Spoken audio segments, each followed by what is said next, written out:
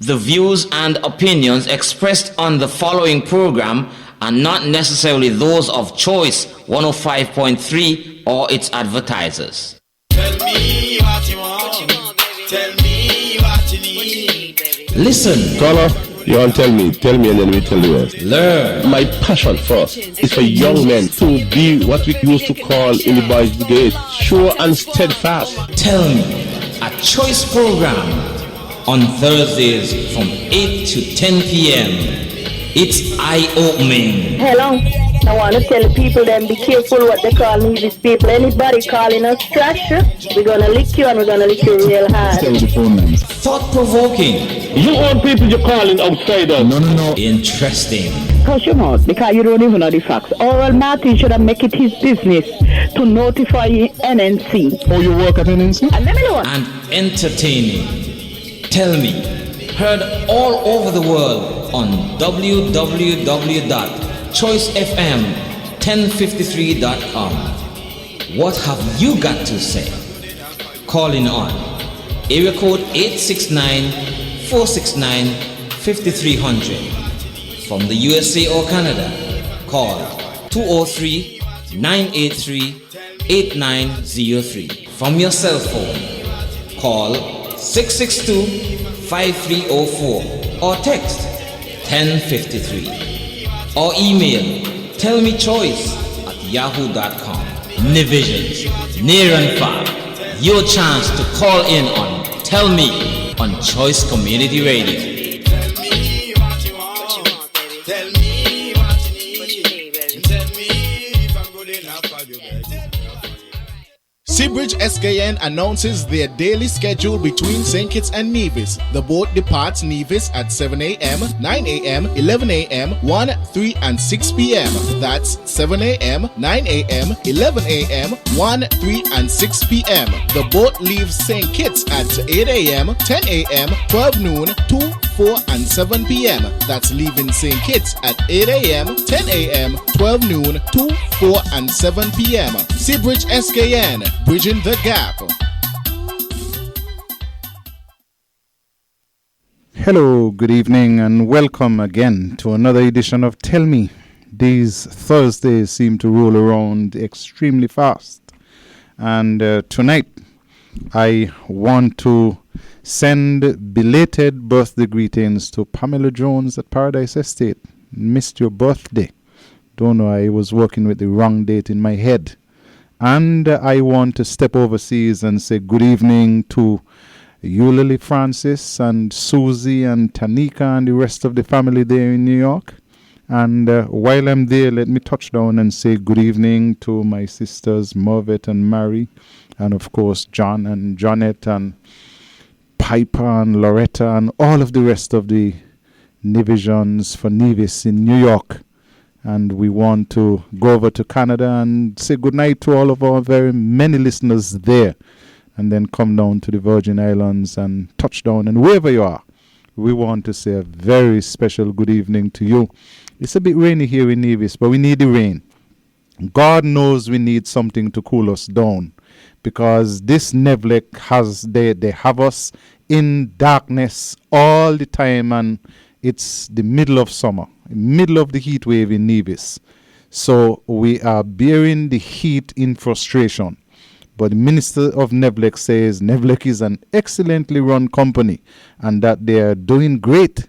So his greatness must come from the bottom up, not from up down. His high mark must be the low mark.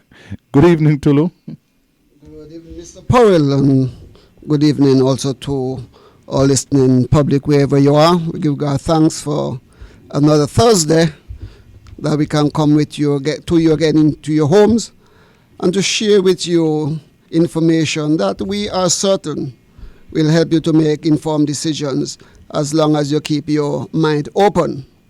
And Mr. Powell, as you spoke about the heat, because of the electricity, I had it double because there was no electricity and there was no water, so I couldn't take a bath. And there was no entertainment on the television, and nothing, so everything was down. And so we thank God indeed for the rain. And I could say brighter days are ahead for the people of Nevis, but not under the Concerned Citizens Movement. It will never happen there. It never happened then, and it will not happen now or in the future. And so, for brighter days, Nevis Reformation Party is the way to go. People of Nevis and lovers of Nevis. Let me say advance birthday greetings to our friend Ivor Henry in Florida. He's celebrating tomorrow. So I want to wish you all the best, Ivor. And Tulu, I'm told that the audio is bad on Facebook, so our technician here will sort it out. They said that it probably is my mic because Tulu is coming through loud and clear. My mic is on, so my technician Marshall will do some adjustments and make sure that I am coming through a little clearer for those of you who are following on Facebook. As we speak, boy, I love our fans. One of them is saying, take care when we talk about Nevlec, the current don't go. So I'm hoping that the current stays with us. Those of you who are inquiring about Facebook, is the NRP Facebook page. You log on there and you will be able to follow us. Tulu, I have a number of issues tonight. So I want to jump in right away and talk about the appropriation warrants. And this is $11 million worth of appropriation warrants that the CCM, last year they said they passed a surplus budget. They were getting so much money from SIDF in St. Kitts that they were happy that they were able to pass a surplus budget. And then we just debated this evening in Parliament this appropriations bill, which is showing that they want another $11.4 million. That monies that they already spent last year. And you know that they started work on the track in December, very late in December.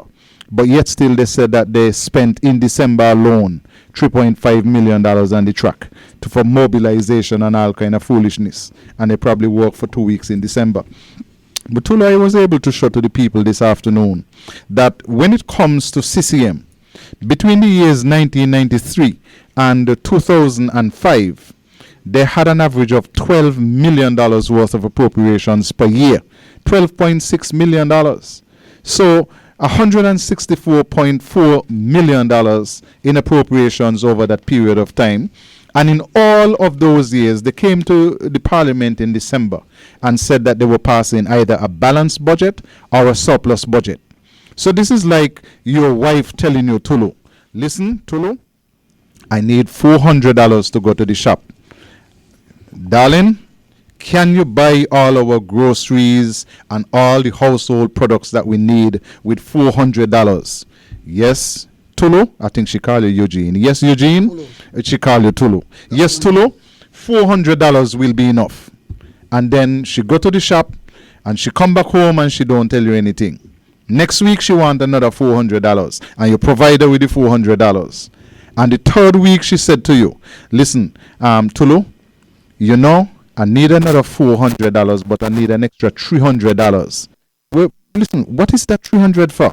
He said, oh, you know, I've been spending more than the money you gave me every week. He said, but you told me that's enough.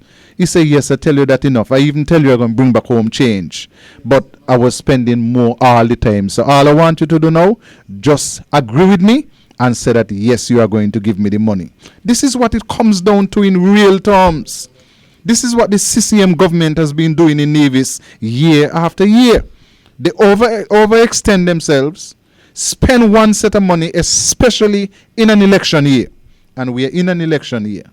And then they come to us in Parliament. If they come, because the $164 million, they never came.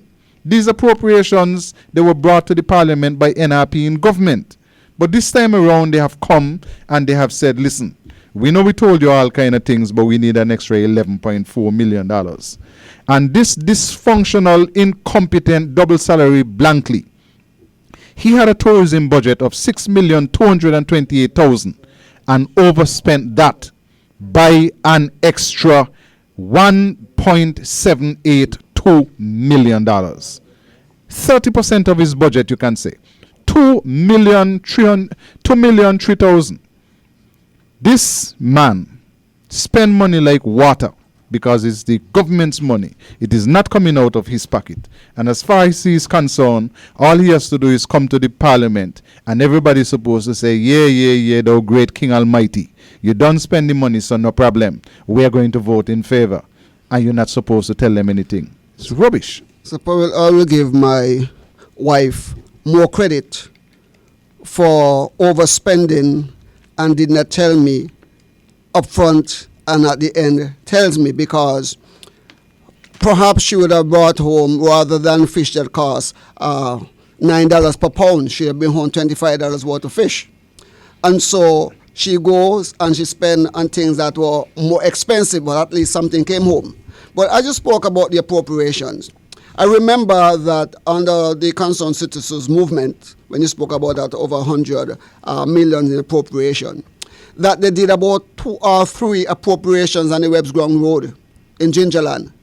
And that is in about 2 or 3 or maybe 4 different years, and never spent a dime on that road. So they did appropriations for the road, and they're saying that they would have spent money on that road, but then we knew nothing was spent there.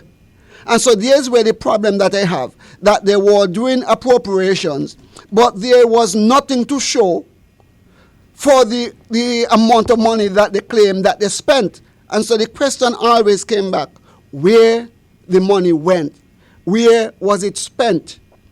Because one of the troubling things for me is the BART project.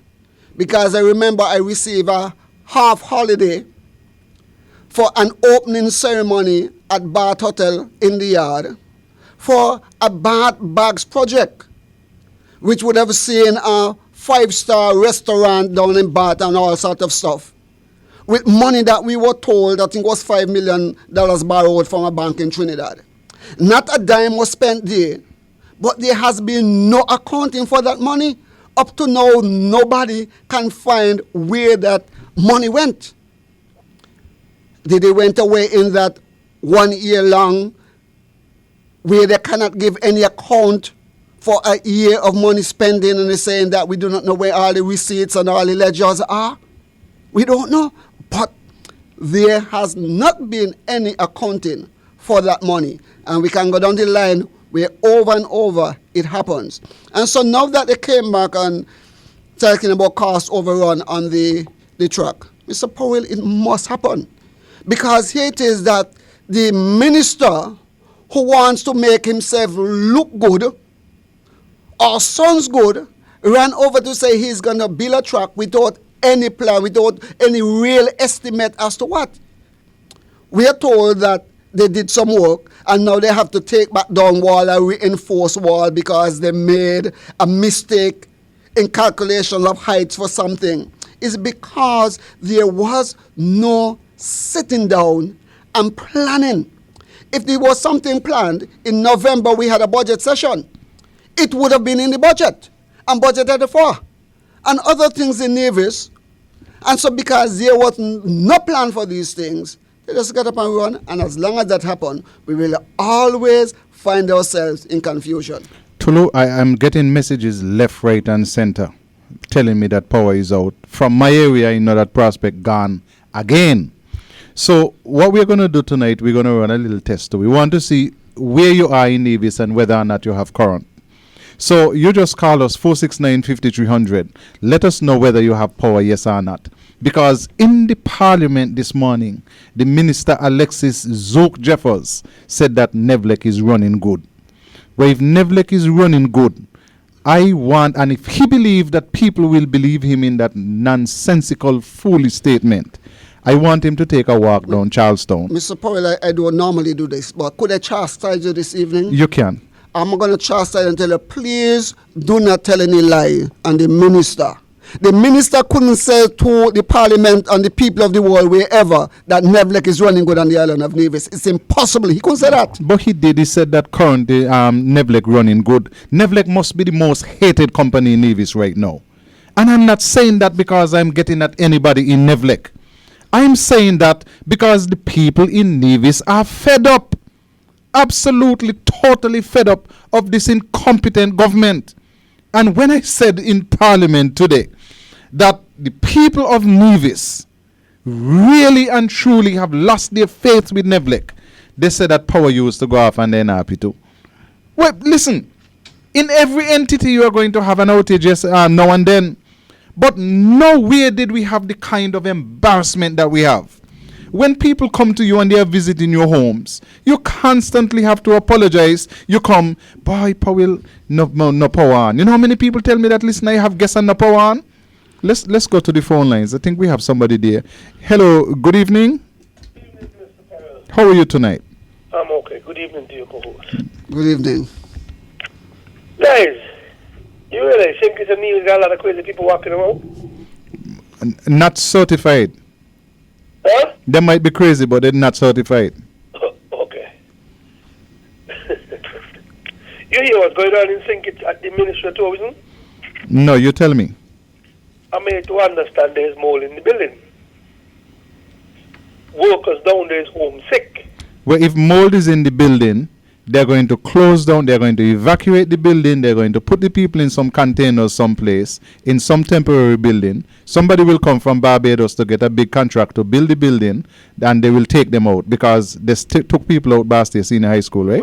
Well, it's not happening. Charlie Mountain is down there. No, she will lead the protest. Big man, it's not happening. It's okay now. The Bar State High School is no more issue with the mall, and where they're working is no more issue. You know, they had a kind of sneaking kind of press conference to the Bar State High School. I hear the plan. They had the press conference with reporters and so, and then they're going to play it on ZIZ like it's live. So it means that they're going to edit what they want to edit.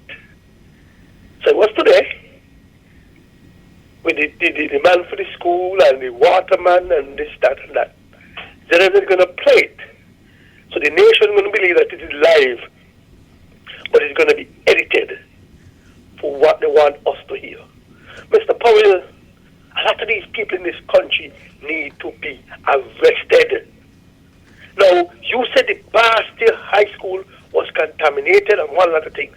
You know, during the music festival, they had the heart to have the people going around cutting the grass to go in the Bar State High School to cut down them grass. I said I wasn't working there because I was never going to wear. I don't understand why we're not standing up as people.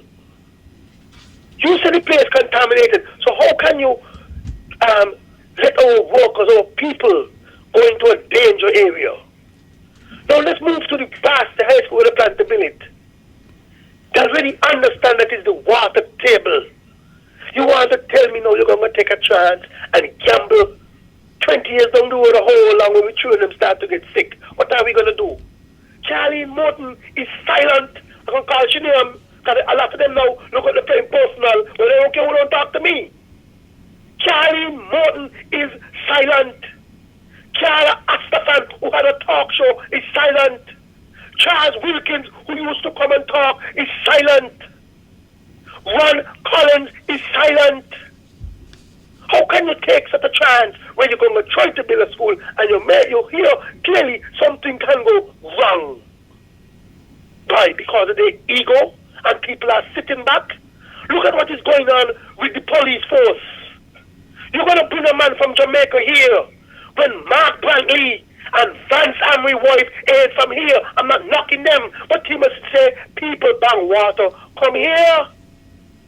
But C.G. Waldron, who from the village, come with a foreign accent. But we must accept this man from Jamaica, who rap sheet is long from where to when. But we must just accept him, because Timothy say, just listen to Mark the other day, he built roads, he built a track, excellent Mark. But what about when Douglas was building the same thing and doing the same? It was no good. Mark has no shame. Patriot don't play Rich Grove Park. Mark see the state at Grove Park. Mark is a nasty man. Yes, so Grove Park, look. He has no shame, no respect for Nevis. To talk about young Patriot playing cricket match in Nevis at the Grove Park after all these years, he has done nothing to the park. What an insult to Willett. Mark is an insult to Willett, Mark. You got no shame, or people want you to talk like this. Willett, the first New Islander to make West Indies team, and you're kind of Patriot in a nasty, dirty park to play cricket. Why? Because he named El Camila and you're not the man in the same boat with you? The park should have done look after Mr. Powell. Look at Willett. Look at Tuckett. Look at Parry. Know your son. And look at the Go Park. The same Mark who tell the world Douglas waste money on Warner Park. But no, look at that. He's going to take the praise. The same Douglas, where the reason the Patriot is here, they're going to be playing in Nevis in a dirty, nasty park on the Mount Valley. I'll call back. Thank you, caller. I know he said that the Jamaican gentleman there has a rap sheet. I don't have that evidence. I know that the commission didn't speak too kindly of him, but a rap sheet is something totally different. I don't know about that, so let me just clarify that. I'm getting messages. Brown Hill is in pitch darkness. That is what that message said. I know Prospect is in darkness. I'm told that Hanley's Road was off 3 times for the day, but fortunately there are now. I am also told that Butlers and Brick Hill have power for now. They have been getting a beating. I think the people in St. James's have been affected worse. In hard times, they got back power about an hour ago. So I am getting some feedback. People don't want to call, but they are sending in their messages to say whether they have power, yes or not. But in Nevis, Tulu, last night we went over by Virgil, went to the Franklin Brown Community Center for a town hall meeting, packed house. We had to go and put out chairs, I think another 2 or 3 times to accommodate the people. And in the house was Mr. Franklin Brown, who the community center is named after, him and his wife. And in that packed house, when the second speaker was making his presentation, perhaps the current went. So the Honorable Roberta Hector wasn't even able to finish. Virgil Brown wasn't even able to start. He's the star of the show. And he didn't even get to say a word last night. But guess what? We're going back over there to the Franklin Brown Community Center Monday night.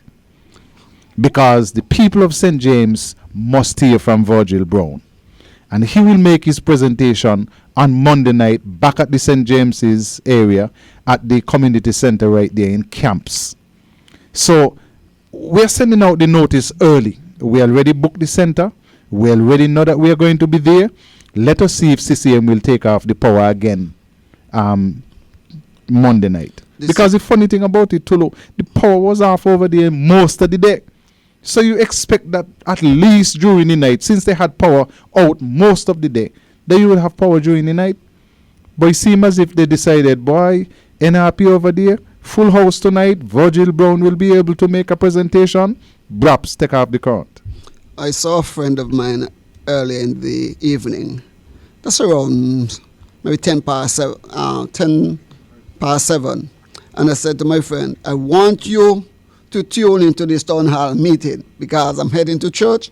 I will not be able to listen. By the time I got back to my friend's gate after 9, he greeted me. Boy, the thing was going good enough. We have a caller. Let's take the call. Go ahead, caller. Powell. Good evening. Back to the Jamaica man. He should not allow to work in thinkets. We need to stand up. We need to protest. That man needs to go back to Jamaica. He has a foreign accent. CG Walwyn is from the village. And I'm going to stand up for CG. We need protest. When I will be in town. He's from Jamaica. I'm not knocking foreigners. But the dictator Timothy Harris and Mark Bradley and Vance Amby was a part of Timothy when he's talking about people who bang water, come here. And again, the twin wife is not from here. It's just to show you how these guys are evil. Timothy said to us, Dr. Jew, and the other guy from our Timothy area, come here, come take over our country. Because they come from Cuba with the Cuban philosophy. When you're in Cuba, they say eat potato, eat potato. Well, when you're from Jamaica, go back Jamaica. When Timothy, my brother, where they come from, let them go back too. Because that was Timothy's word to Lawyer Anthony. He bang water from here. And I will not stop saying it, Mr. Powell. Because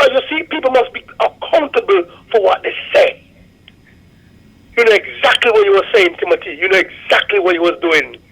How now today I supposed to accept this Jamaica man? Where? Which part? Which part, Mr. Powell? How? When you disrespect CG from my community, he's a Kitishan, he born here. But Timothy's all about himself. Timothy and the Harris family is eating down St. Kitts. Why you think you see all them tapes and all them PAM people protesting and bawling? Because the Harris family is eating the country flat. In Nevis, Mark Bradley the same, and Vance Amry the same. Their family eat. Nobody is supposed to eat. What the thing this is, you ain't supposed to talk. There's a lot of foolishness for you doing. Don't talk. When we had flood down here, once you got a backhoe, Douglas was clean up wherever community you come from, and you get pay. When we had a flood down here the other day, and it's only the Harris family one them could drive backhoe. That's where the fellow went down government headquarters, the big Pam man, because from Lindsay Grant area, big Pam, with the biggest placard I've seen in my life.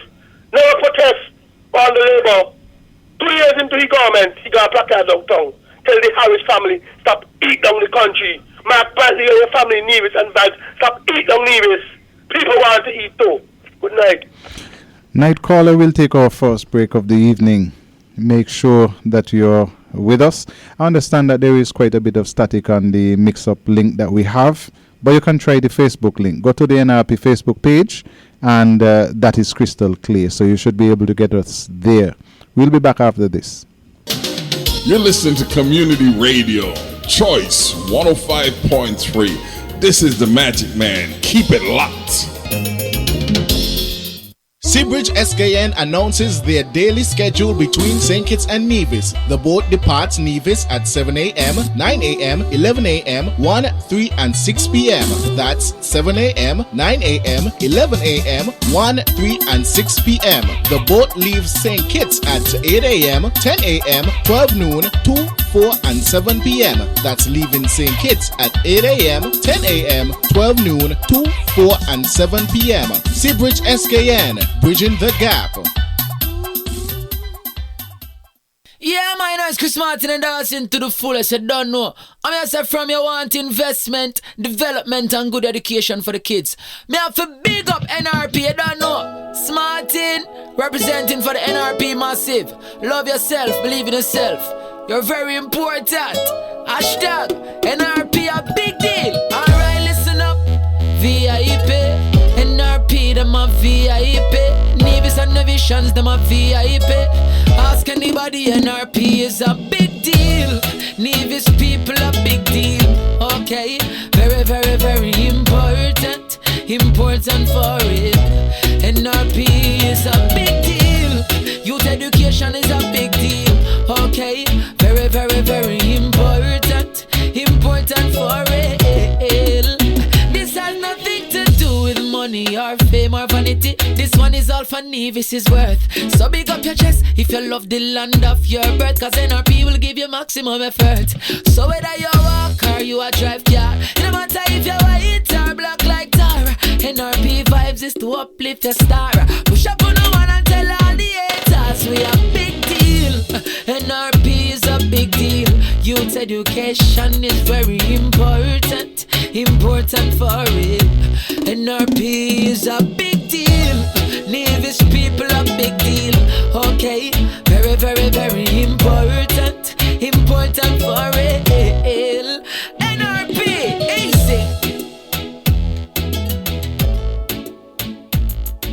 Thank you very much and welcome back. Let me say good evening to my good friend in New York, sipping some red wine and enjoying Tell Me as per usual. You're having fun. We are having fun here in Nevis as well. Tulu, somebody sent me a message, and our fans must be the greatest fans in the whole world. And that message was to say to me, listen, how can Nevlec tell people 3 days in advance that power will be out right around the island, but on a regular basis they can't tell you when your power will be out? And it is strange but true. Nevlec sent out a notice today to say that on Sunday power will be out island-wide between 5 o'clock and 11 o'clock, I think. Well, if Nebula tell you 5 o'clock to 11 o'clock, plan for it to be out from 4 o'clock. They might take it off early until all 4 o'clock in the afternoon. I wish them the best, but that is just how I feel. And then know that on Sunday the power will be out. But yet still, they treat the people of Nevis with such disrespect that instead of making up a load shedding schedule, Farrell Smitten, who is the chairman of NEVLEC, he just probably tell them, just take off current. Don't send out no schedule. Take off current whenever you feel like. So people can plan. Tulu this morning, I wanted to look goodish to go to Parliament, so I wanted to trim my beard. It ain't long, but I wanted to shape them up nice. And while I did iron in a shirt, I get half of the shirt iron. I must confess, I got half of the shirt iron. So fortunately, I had another short iron, so I just went and I picked up another short. But the one that I wanted to wear to Parliament, and I so stupid that I started ironing the back of the short. If I had ironed the front of the short, at least I could pull it on and my jacket would be over it. But I started ironing in the back of the short. And just when I'm going now to iron the front of the short, Nevlek take off the current. And this is what is happening to people. I mean, a young lady said to me, hey, listen, Powell, I make my living by cooking. And could you imagine, just when I have a few people come to sit down to have dinner, Nevlek turn off the current and, you know, they can't afford to get a standby generator. Last night I was coming from our town hall meeting over there in St. James's. And guess what? When I pass Sunshine and I look down on the beach, down there in total blackness. And down on the beach, you not only have Sunshine, but you have Lime, you have Lindita, you have the Indian restaurant.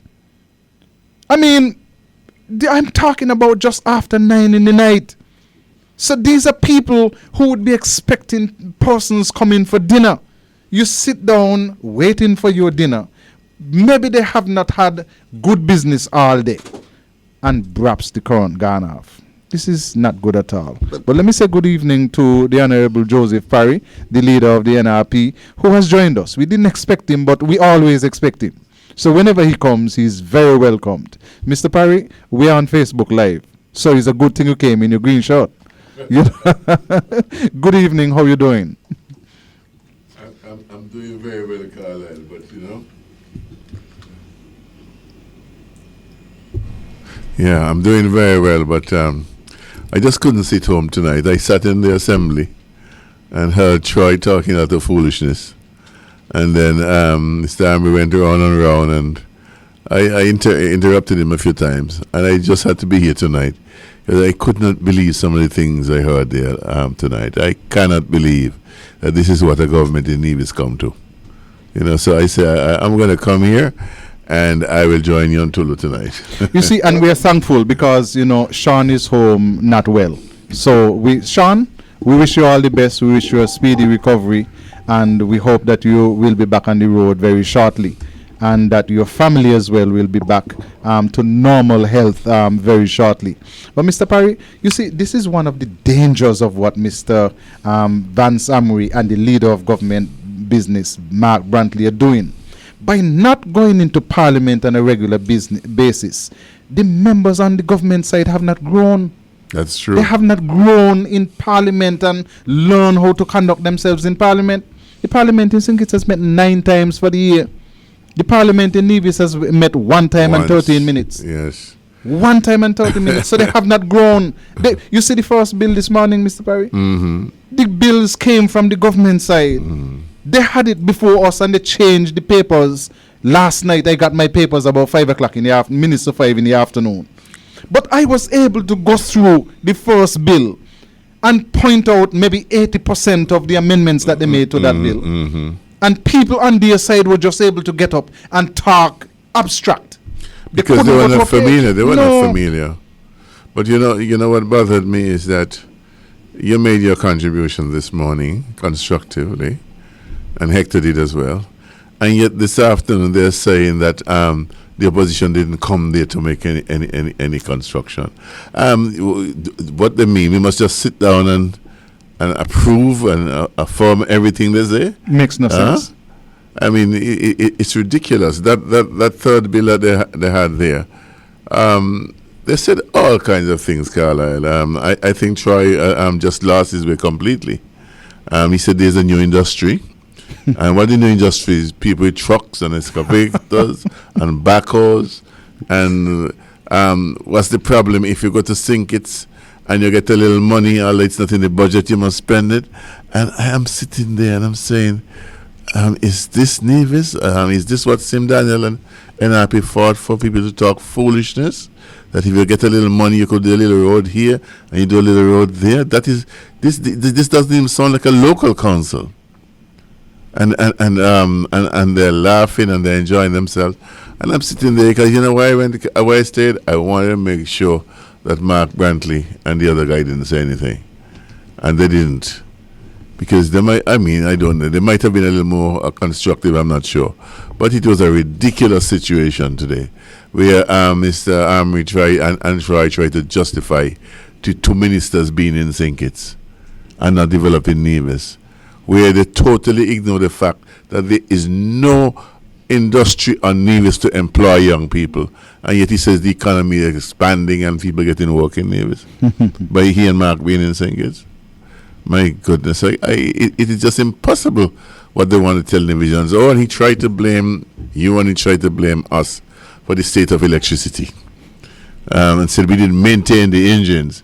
And quoted him, I don't mean putting a little oil here. I mean taking down the engine head and cleaning it. And so I said, but Mr. Parry, look at it this way.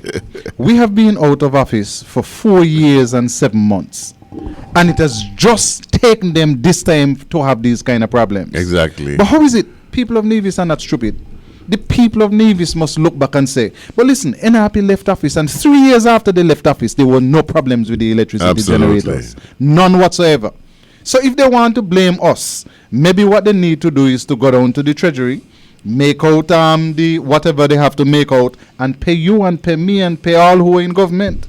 Because they're blaming us 3 years, 4.5 years after we left. It makes no sense. He put on a Watsila engine that was new. So I suppose this new engine ran for 8 years without maintenance. It is amazing when people really analyze the rubbish that these men put out to the public. It is just amazing. Terribly amazing. And Troy spoke about the different things that they did, and we said that they couldn't do them and so on. And I'm sitting there and I made some notes, but he said, you know what, don't let them draw me out. I will not be drawn out this afternoon. We look at the bridge, Carla. Look at the bridge, the Bath Bridge. You're not going to blame the men of public works for that. You're going to blame the engineer for that. That is who you're going to blame. Look at the road up at Bridge. You're going to blame the engineer for that. And it points directly at Troy. And all the different mistakes that they have made, they point at the engineers. And no matter what they say, the point is that the engineers have not had the experience to understand. They don't have the experience behind them to take them out of trouble when they get into trouble. Fellas like Tony Nisbet, and they were far better. And Tulu here were far better at dealing with practical solutions than they were. You cannot put better anywhere we try Mr. Parry Mr. Tony Nisbet in the same sentence. So we cannot put better in the same sentence we try and Tony Nisbet. Let me say this. The bridge up by Noel, that was the first real trial that Troy would have had as an engineer. And he didn't have a clue. We'll come back to that. Good evening, caller. You're live and tell me. Good evening, sir. How are you doing? I am getting better and better. Mr. Powell. Good evening. If you don't maintain engine like how you maintain your body, it's not going to last. You're quite correct. You understand? It's not going to last. And this is Moral Claxton, not Moral New. Yes, I made that error last week. I gave you a new title.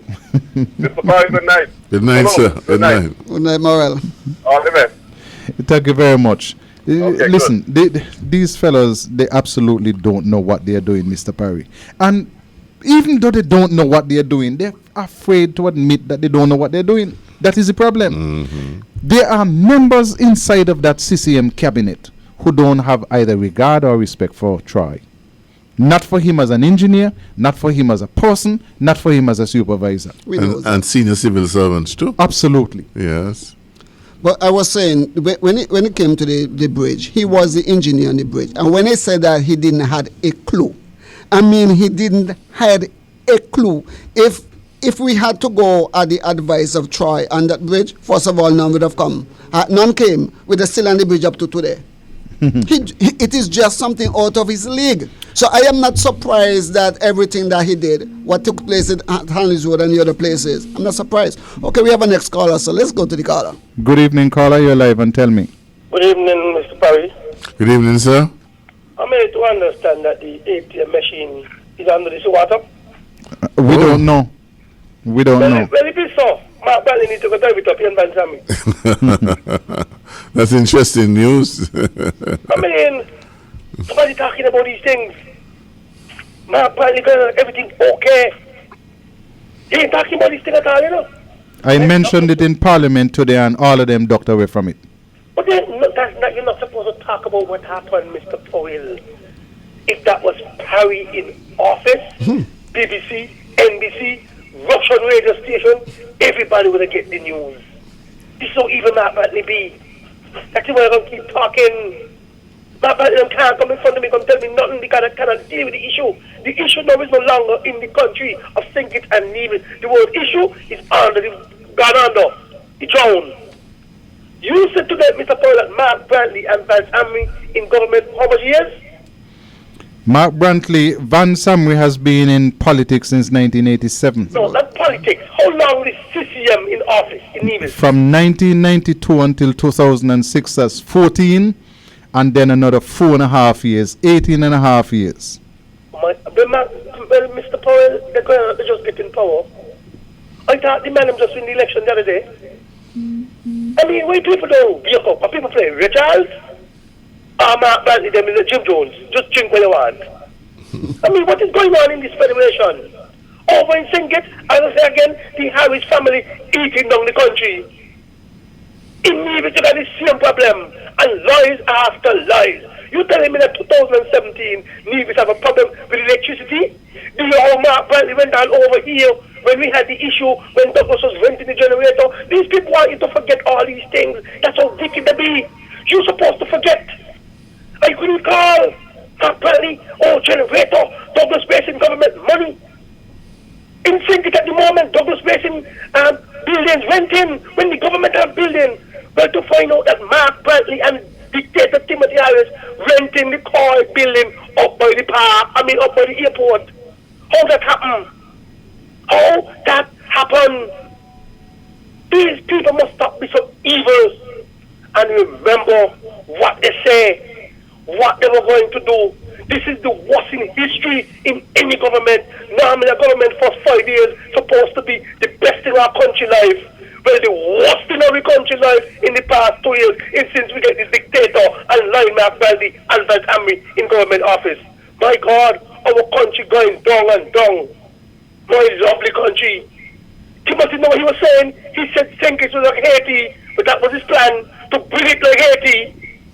Everything when I said check it out, it come back around. They said the park was going to be a ghost town. The best cricket horse in the park was 2014. They get in 2015. Look at the pictures. The park empty because God don't sleep. And that's the problem with these wicked people. Good night.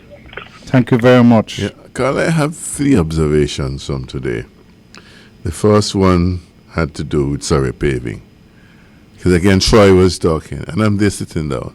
Surrey paving had to come to Nevis to the Hunkins Drive. Surrey paving had to come to Nevis to do the runway at the airport. Surrey paving had to come to Nevis to help them out the government road. Surrey paving is now involved in the Mundo Park. Those are 4, and there might be a 5th project. There are 4 projects that Surrey paving that they condemned and criticized us for had to come to Nevis to help them out. And yet he sits there and talk about how the Nevis people won't get any work. And now Nevisians are getting work all over the place and so on. And I'm saying, Does Troy understand the anger in Nevis because of the corruption? Because these equipment are being paid for doing no work in this country? And is that an industry? Because he called it an industry. The second thing is, Mr. Hector was making the point about, when he mentioned Anbas and about the sister company in Angola. And it was a relevant point, Carla. Very. Because we are talking about supplementary budget. And you don't wait until you have overrun to deal with such issues. In fact, we should have had the Public Accounts Committee in place, which would have held them in check. And the president is saying it's not relevant when it is absolutely relevant. Why is it Mark's firm and the sister firm in Anguilla are being allowed to run up all these bills? Won't that cost the government expense and the people of Nevis expense? So I said something had to be wrong. But you see, I saw Mark, I started to bulge, you know. I don't know if his nose was flaring, his nostrils, but his eyes started to bulge. And it seemed to me that he had to get some kind of protection, which is very sad, because we are there to deal with the issues. They are there to defend the issues or to counterattack. That didn't happen. Caller? Good evening, caller. You're live and tell me. Mr. Powell, I'd like to hear what Mr. Powell just said concerning the solid people. I don't have a problem with solid people. I could recall Mark Bradley, lying Mark Bradley, I would call him that, but he on national radio, where he and Timothy was talking about the Marriott, bringing in people, putting them in managing positions, but yet in St. he bring a man from Jamaica to put him in one of the very big strategic positions. Watch a big stone. You said the Marriott not supposed to have Fairwinners and Douglas doing this in all the places he call out. Well, how can you bring a man from Jamaica to put him in such a big position? And Mr. Parry, listen to the insult at the sports people, young people at this country in St. Kitts last week, Wednesday. They had a sports award at the governor's house.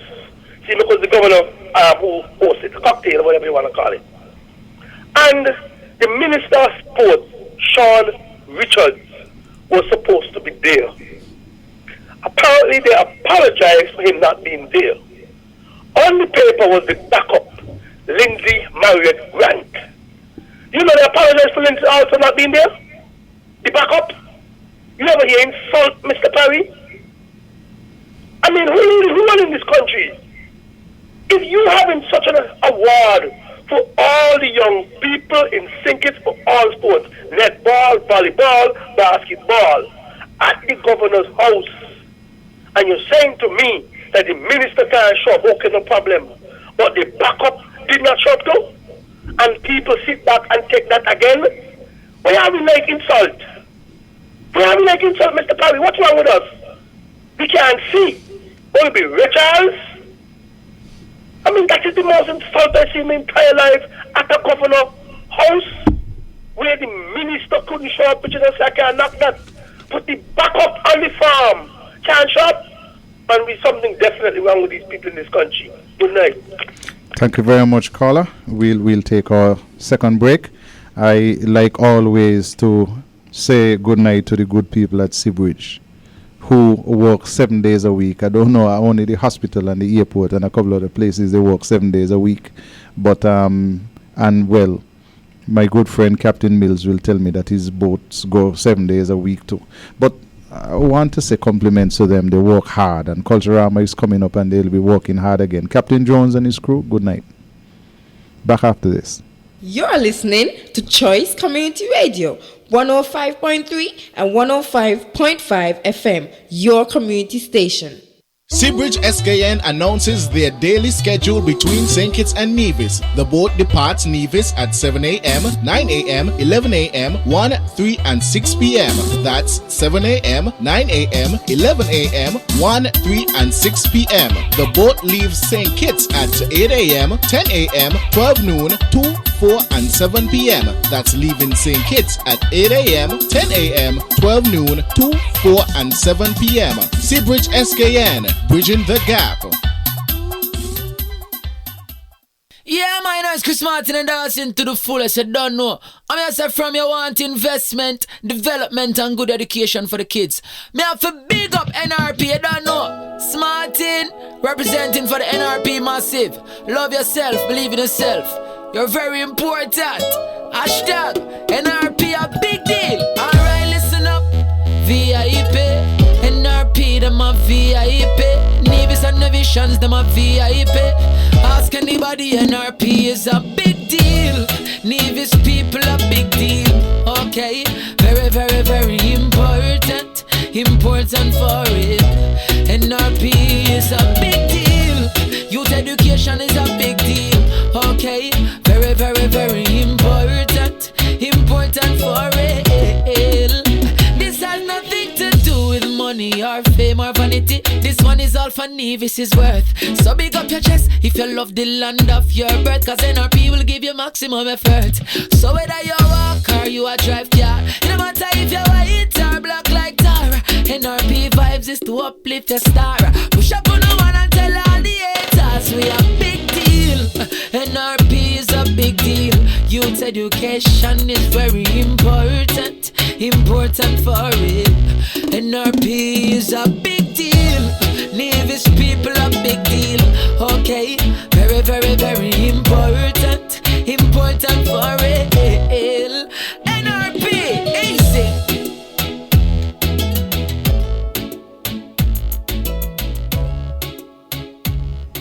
Thank you very much. We are back. We're with Tulu. Sean is off sick tonight. And the Honorable Joseph Parry, the leader of the Nevis Reformation Party, is back with us. Mr. Parry, I'm sure that you have other points. Yeah, just the last one. And it's the most telling one. That the people of Nevis sent Van Zamri and Mark Brantley to make sure we get our fair share. And I heard Van speaking about fair share. You know, we fought for a parliament in Nevis to run our affairs and to develop our country. And now we are turning right back to where we were before 1980 and talking about sending ministers to St. Kitts to get fair share. It's an insult to the intelligence of the people of Nevis and to people who are mature and who want to run their own affairs and move forward. It's like a set of beggars who are going down to St. Kitts and boasting that they have ripped off somebody and they're bringing money over. And then he goes on to say, oh, we haven't used overdraft here and there. But where is the production on the island of Nevis? Suppose tomorrow St. Kitts, for some reason, St. Kitts shut down. What happens to Nevis? Every year the economy is getting weaker and weaker. Although the data say, sorry, it's getting stronger and stronger. I don't see how or where. Where are the new industries? Backhoes and trucks? Mr. Parry, I could tell you one of the new industries are Nevis, Hyatt in St. Kitts. Van Samri put it in his budget. Van Samri said it in speeches. If you're looking for jobs, go over to the Hyatt in St. Kitts to look work. Because according to him, the manager at Hyatt, who is a foreigner, and Van Samri is from Nevis and went to grammar school in St. Kitts, he just found out that Hyatt is closer to Orly Beach than to Bastille. So if you want a job, go over to Hyatt. That's why they're hustling like hell to build this pier. Because Nevis people must go to St. Kitts to look work. And the CCM government in Nevis must not provide any work for the people of Nevis. So it is sad. In response to that, and I think it's important to respond to that, because I believe Troy spoke the way that he did because of what Mark would have said in a Win FM program, I think it was last week, when he said that the Concerned Citizens Movement in Nevis was unable to do anything because they were not getting any assistance from the Labour government. And from what I'm hearing, that Mark further stated that the Nevis Reformation Party in government did not get anything from the federal government also. But what they have done, Mr. Powell, is in fact said to the people of the world that the Nevis Reformation Party has done more for Nevis and done best for Nevis on its own, because on its own, according to them, with no assistance from St. Kitts, we were able to build classrooms and staff room at the Charleston Secondary School. We're talking about Nevis with no help. We were able to build the office that housed the physical planning department. We built the building, at least the downstairs, that holds the labor department. We were able to build 5 community centers, and it must be borne out that in one of those community centers is now a health center. That's the one in Canton Ground. The one over at Franklin Brown's, that has a preschool in it. And the one about Fountain, there's a police barrack in it. So suppose they were not built, where they would have been. But this is NRP without any assistance. We were able to build over 300 homes for the people of Nevis. We were able to build the first health center that has been built in Nevis in my lifetime. We were able to build what? A brand new police station. Expanded the one in Gingerland. Built 2 police barracks when it comes about roads. I don't want to go because it's going to take about 5 minutes to speak about the amount of roads that was built in Nevis. But let us come back around to the pride, the investment in the homework assistance program to help our children with their education, because education is key. The investment in that, the investment in a dialysis unit for the people of Nevis, the investment in training, both on island and overseas, the investment in healthcare assistance, scholarships. Let us not talk about water improvement, because the whole of Nevis knows that. Electricity improvement. We were able to buy a brand new asphalt plant bigger than the one that CCM had. And if we go down the line and notice what they're saying, Nevis got no assistance from the federal government, neither CCM or NRP. But I'm saying to the people, if indeed the NRP got no assistance, and we know that is not the truth, but let us take it as it is true that they're saying it. The fact is, NRP did more for Nevis with nothing than they has done with $113 million.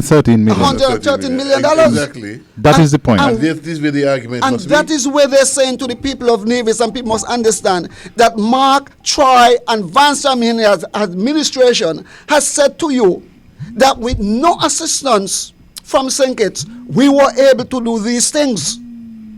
And with all the assistance that they claim that they has gotten, my brothers and sisters, my fellow citizens, ask them where the money gone. I am not saying that they don't get the money, but we must understand that a lot of that money, no doubt, would have gone in paying legal fees for the blunders that they have made. And so when I'm speaking about the money is not here. And what is not spent on legal fees is spent on projects where the ministers who has a direct investment in equipment are getting back the money. So the money is not circulating through the island, filtering down to the small man. It's going around in a small little circle that is very close to the ministers of government. That must be borne out. Let me give a couple of announcements here before I get in trouble. The Cox community will be having a reunion starting on the 23rd of July. They start with their church service at the Gingerland Methodist Church, and then on the 20th, and they have a welcome reception as well that evening at the gazebo in Cox. On the 24th, they have an island tour and seniors appreciation. The 25th is the educational night at the gazebo. The 26th is a variety concert at the gazebo. 27th, social evening back at the gazebo. The 28th, they have a reunion dinner, and that one will be by Hope at Rivier House, and only $100 for dinner. On the 29th, they have a reunion parade and the farewell party, and so that is what will be happening at the Cox reunion. So go on out and join the good people down at Cox and make sure that you participate. I also have to remind you about the Career Day, which will be happening for students of the Gingerland Secondary School. If you ever pass through the Gingerland Secondary School, we also want you to pass again on Tuesday the 25th of July between the hours of 9 o'clock in the morning and 2 o'clock in the afternoon, where the entering class of 1979 will be there, members will be there, and careers that they will speak about include health and biomedical science, law enforcement, computer science, accounting, electrical engineering, education, entrepreneurship, and others. And some of those persons who are coming from abroad are already here. I know my good cousin, Dr. Lornette Mills Rollins, will be coming in tomorrow, and she will be a part of that as well. So we want you to go out and participate in that. And we also want to remind you that this big awards dinner that they will have in Washington will come off on the 30th of September. So we have some time leading up to that one, but the others we want you to remember. And then I'm going to come back home now, and I noticed that the government has $1 million for community housing assistance. This is something where Mr. Parry and Tulu, they tell me that they are cherry picking individuals who support the CCM party, and they are giving them upgrades to their houses, and in some instances brand new whole houses, whether you want, yes or not, provided that you promise that you're going to vote for CCM, you qualify. So 1 million for housing, but you know, fella who did so much work in the community of Nevis, fella from Craddock Road, he waited for 4 years. The same social development program promised him some help with a little 1-bedroom house. And fella believed, and he waited for 4 years and never got that 1-bedroom house.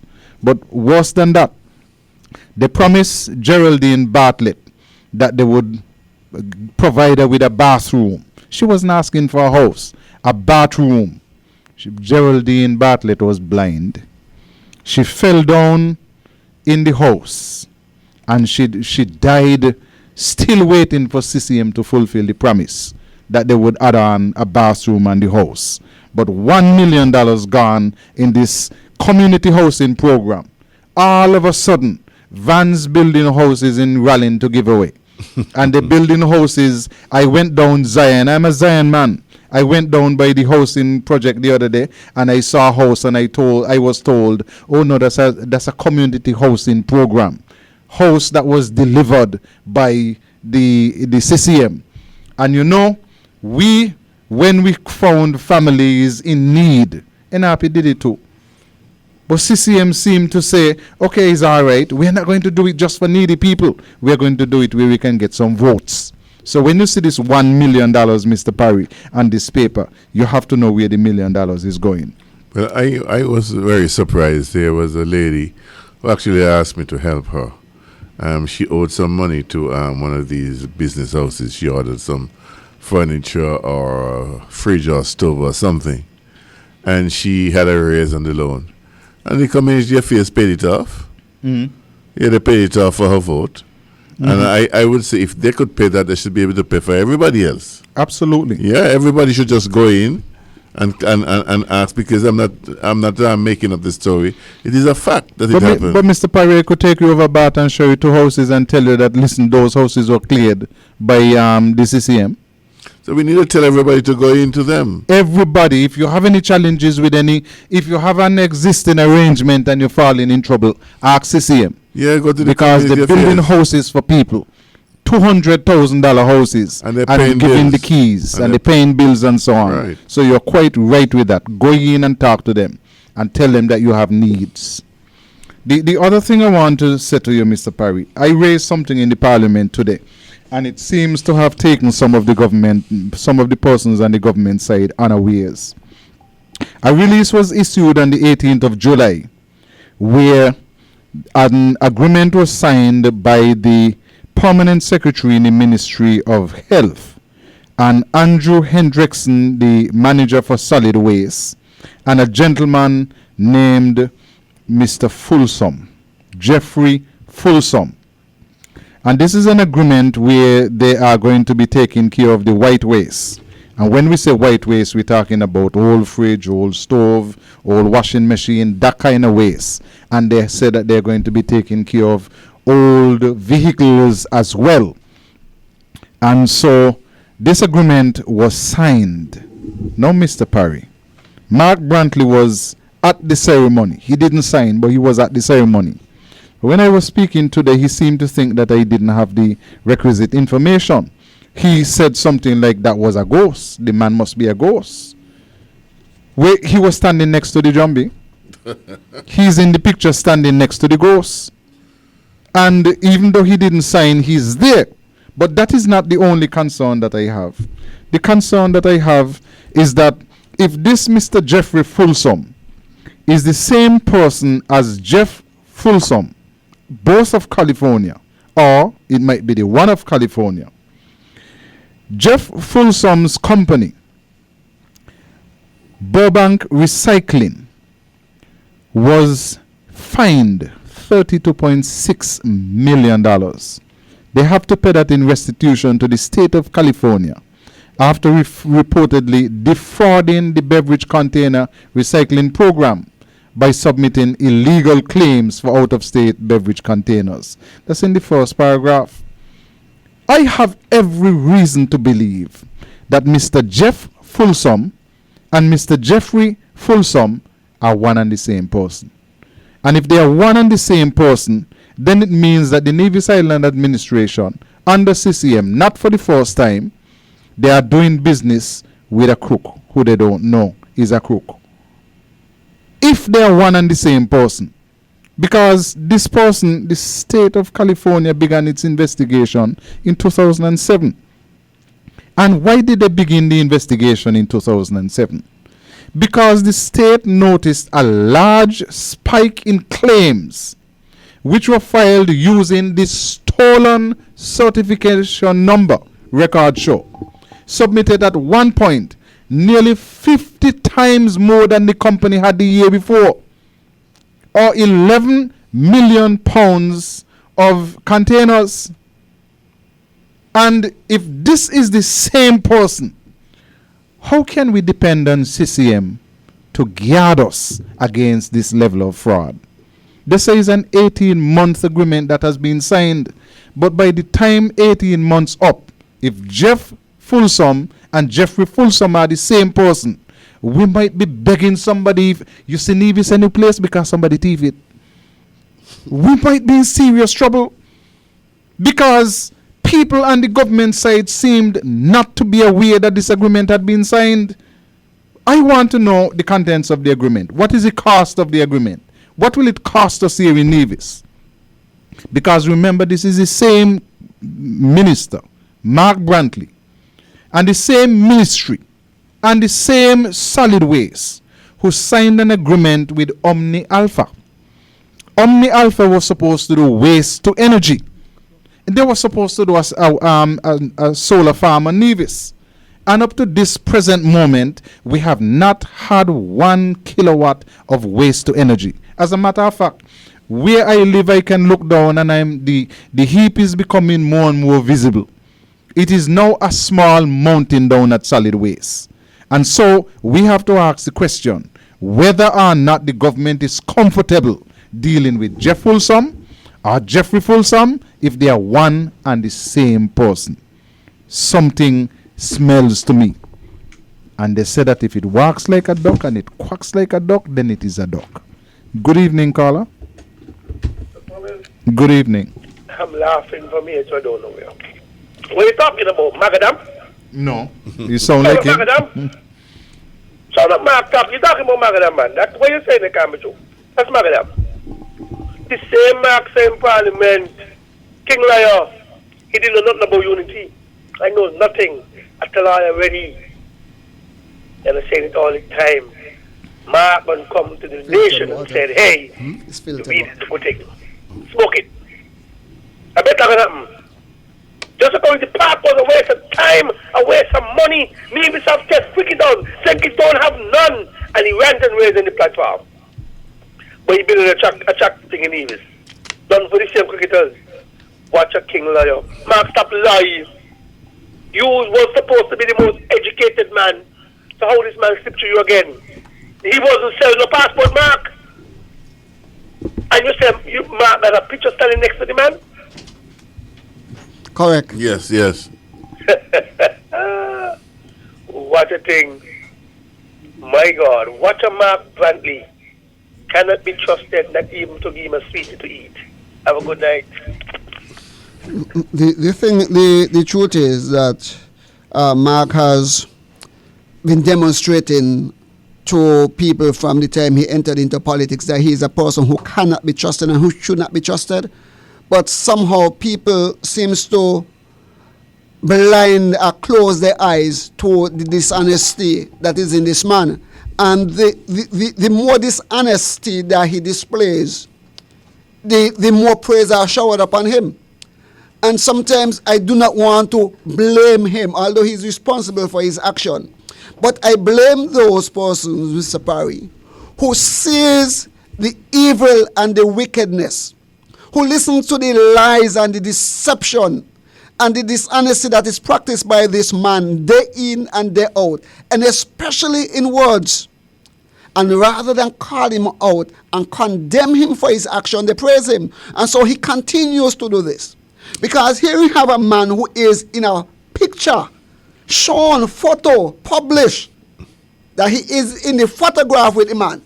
And then he's saying that when the story is brought about this man, he said the man must be a ghost. So I mean, he's telling that he's standing up with a man, taking a picture with a man, and he didn't see the man.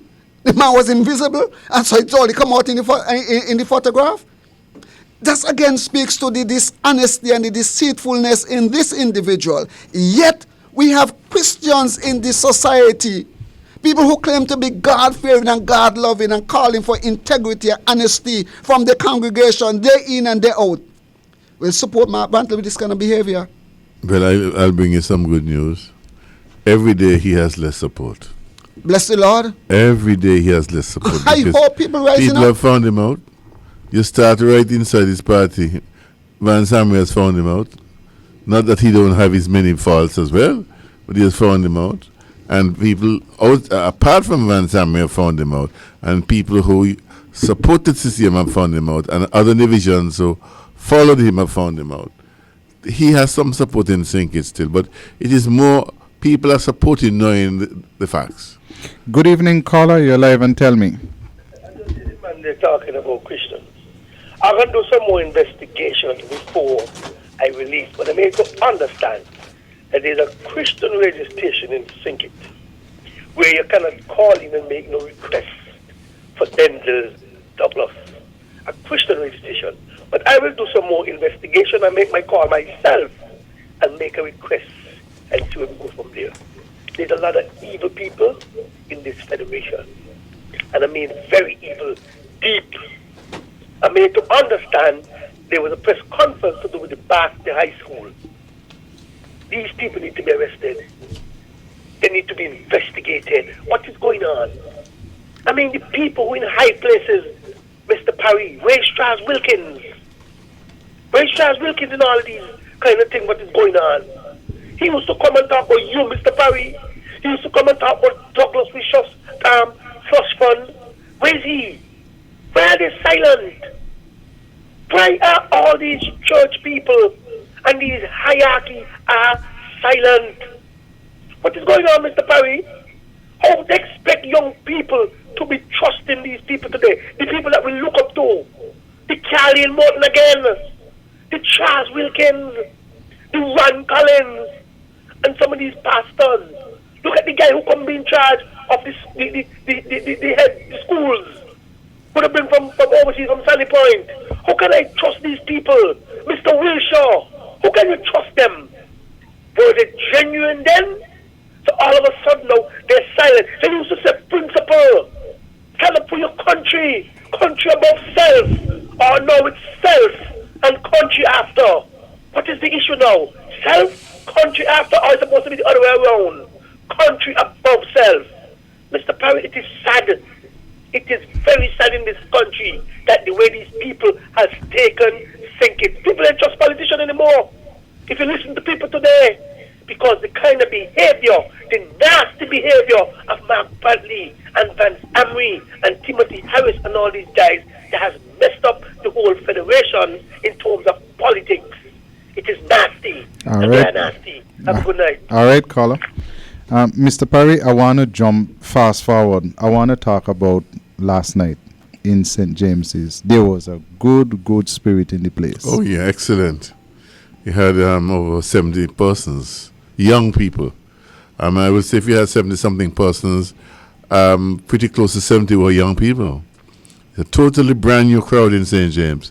And I was so pleased. We're going back Monday night, Carlisle. Yes, I announced it already. Oh, you have? Great, We yes. have announced it already. And we're going to be in Ginger on Wednesday night. That is it. Yeah. We're having 2 meetings next week. Yeah. There's a little bit of good that came out of what happens Wednesday.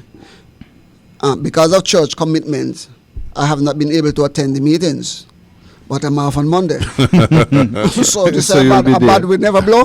So But you know I'm coming over. that bad wind was electricity last night. Yeah. It was, Carlisle, I mean, people are saying it was willful, and I have to sympathize with them.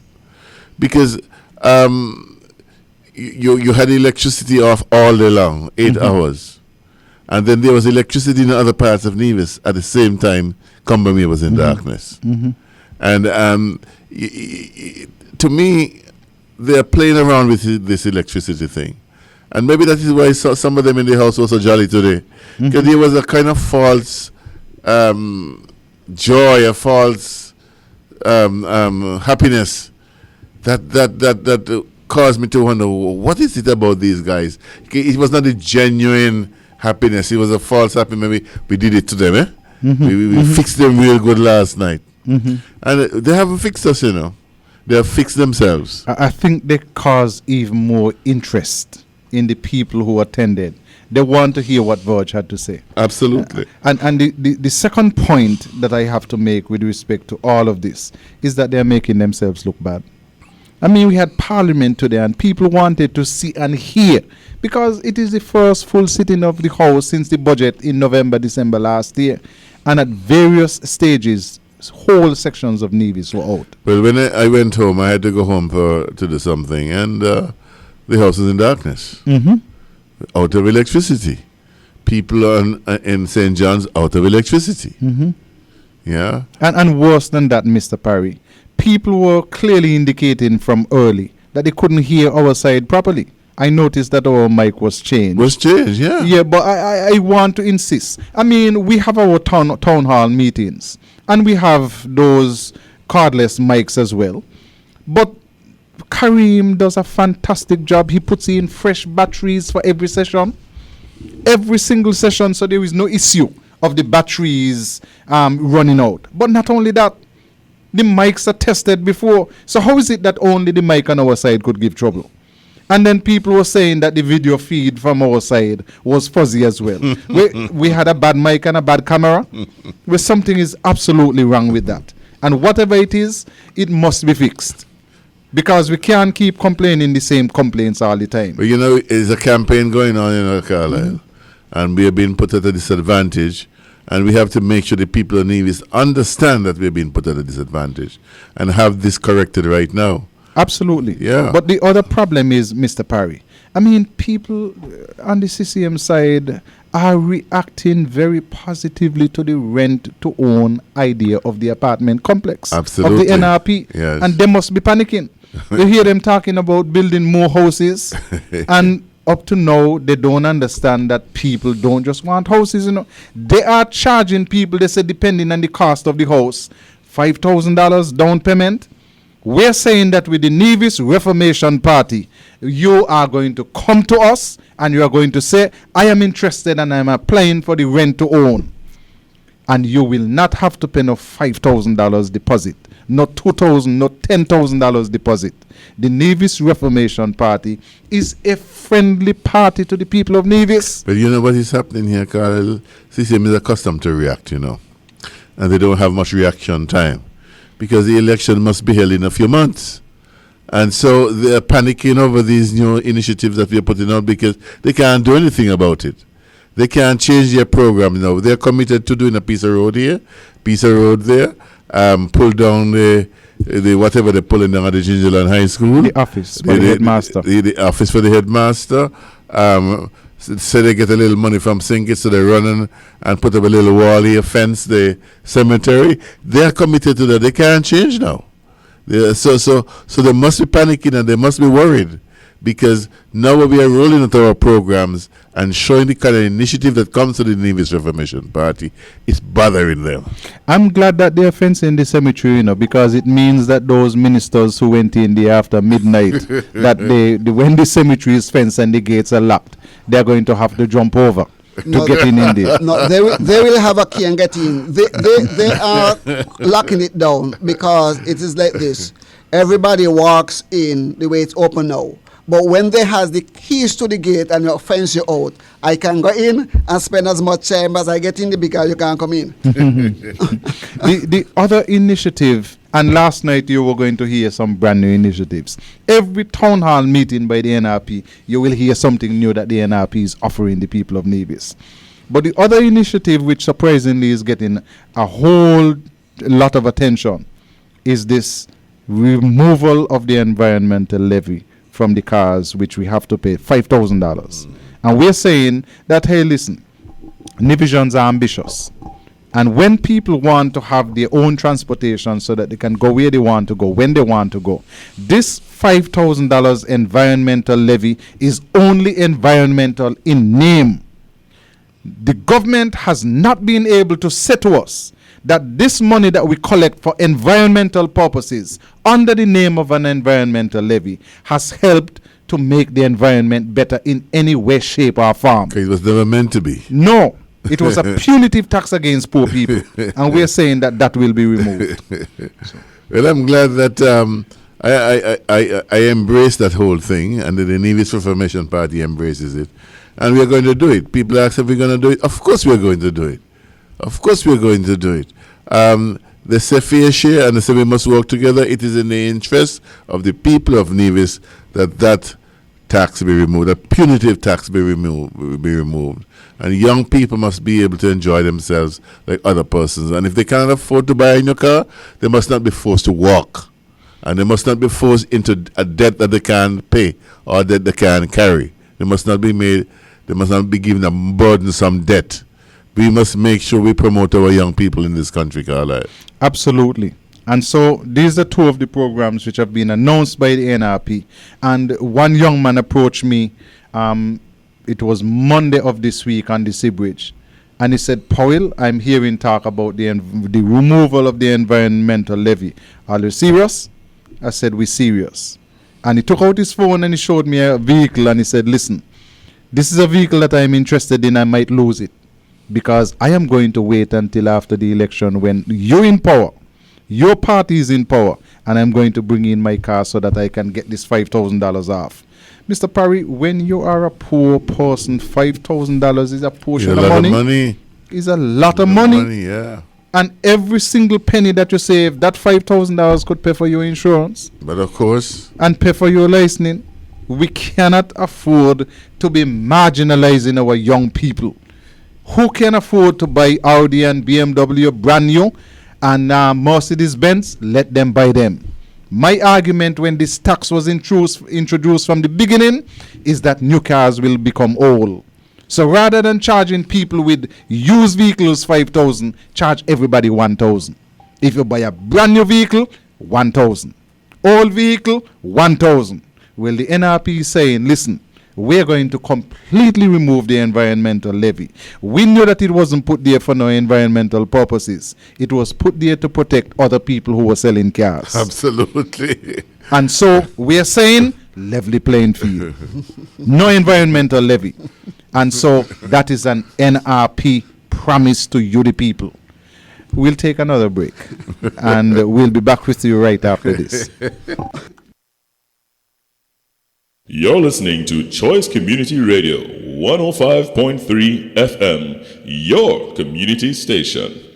Seabridge SKN announces their daily schedule between St. Kitts and Nevis. The boat departs Nevis at 7 a.m., 9 a.m., 11 a.m., 1, 3, and 6 p.m. That's 7 a.m., 9 a.m., 11 a.m., 1, 3, and 6 p.m. The boat leaves St. Kitts at 8 a.m., 10 a.m., 12 noon, 2, 4, and 7 p.m. That's leaving St. Kitts at 8 a.m., 10 a.m., 12 noon, 2, 4, and 7 p.m. Seabridge SKN, bridging the gap.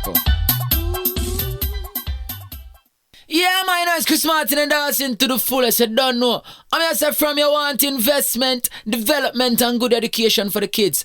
Me have to big up NRP. You don't know. Smartin representing for the NRP massive. Love yourself, believe in yourself. You're very important. Hashtag NRP a big deal. Alright, listen up. VIP, NRP, them a VIP. Nevis and Navisions, them a VIP. Ask anybody, NRP is a big deal. Nevis people a big deal. Okay, very, very, very important. Important for it. NRP is a big deal. Youth education is a big deal. Okay, very, very, very important. Important for it. This has nothing to do with money or fame or vanity. This one is all for Nevis' worth. So big up your chest if you love the land of your birth, cause NRP will give you maximum effort. So whether you walk or you a drive car, no matter if you're white or black like tar, NRP vibes is to uplift your star. Push up on the one and tell all the haters we a big deal. NRP is a big deal. Youth education is very important. Important for it. NRP is a big deal. Nevis people a big deal. Okay, very, very, very important. Important for it. NRP, easy.